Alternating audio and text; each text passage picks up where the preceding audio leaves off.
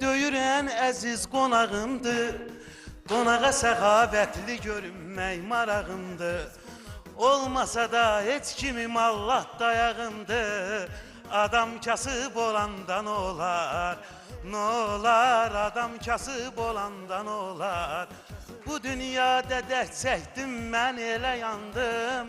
Söz verdim, and istim, sözmə dayandım. Alnımın təri ilə halal ruzi qazandım. Adam kasıb olandan olar, nolar, adam kasıb olandan olar.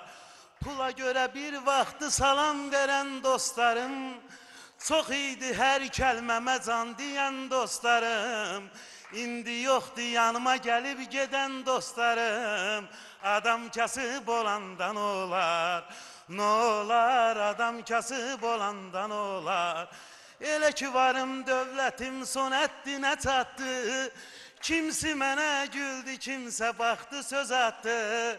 İstədiyim yar məni var dövlətə satdı. Adam kasıb olandan olar, nolar, adam kasıb olandan olar. Sağ olun. Maraqlıdır, ha?